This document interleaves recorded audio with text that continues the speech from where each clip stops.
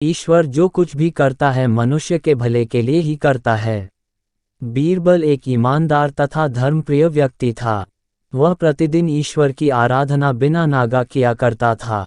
इससे उसे नैतिक व मानसिक बल प्राप्त होता था। वह अक्सर कहा करता था कि ईश्वर जो कुछ भी करता है मनुष्य के भले के लिए ही करता है। कभी कभी हमें ऐसा लगता है कि ईश्वर हम पर कृपा दृष्टि नहीं रखता, लेकिन ऐसा होता नहीं। कभी कभी तो उसके वरदान को भी लोग शाप समझने की भूल कर बैठते हैं।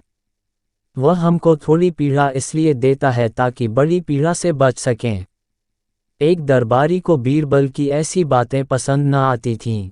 एक दिन वही दरबारी दरबार में बीरबल को संबोधित करता हुआ बोला, देखो, ईश्वर ने मेरे साथ क्या किया। कल शाम को जब मैं जानवरों के लिए चारा काट रहा था तो अचानक मेरी छोटी उंगली कट गई।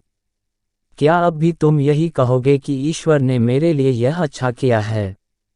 कुछ देर चुप रहने के बाद बोला बीरबल, मेरा अब भी यही विश्वास है, क्योंकि ईश्वर जो कुछ भी करता है मनुष्य के भले के लिए ही करता है। सुनकर वह दरबारी नाराज हो गया और बोला, मेरी तो उंगली कट गई और बीरबल को इसमें भी अच्छाई नजर आ रही है। मेरी पीड़ा तो जैसे कुछ भी नहीं।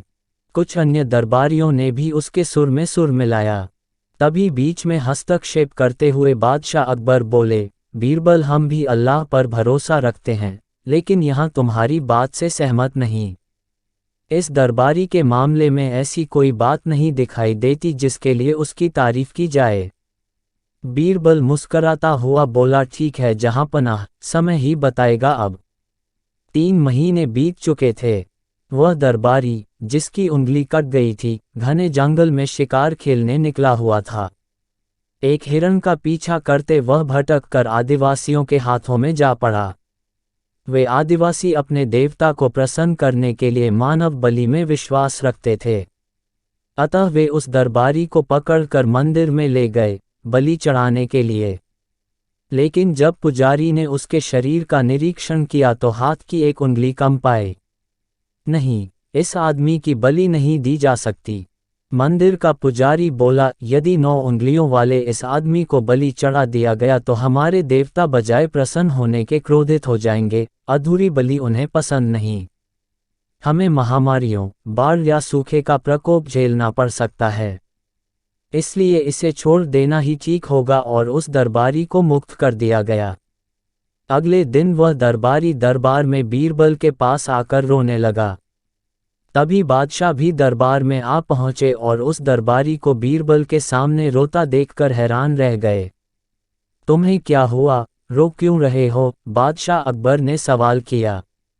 जवाब में उस दरबारी ने अपनी आपबीती विस्तार से कह सुनाई। वह बोला, अब मुझे विश्वास हो गया है कि ईश्वर जो कुछ भी करता है मनुष्य के भले के लिए ही करता है। यदि मेरी उंगली न कटी होती तो निश्चित ही आदिवासी मेरी बलि चढ़ा देते। इसीलिए मैं रो रहा हूँ, लेकिन ये आंसू खुशी के हैं। मैं खुश हूँ क्योंकि मैं जिंदा हूँ।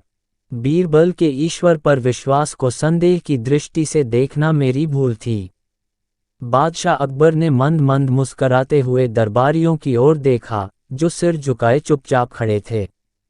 बादशाह अकबर को गर्व महसूस हो रहा था कि बीरबल जैसा बुद्धिमान उसके दरबारियों में से एक है।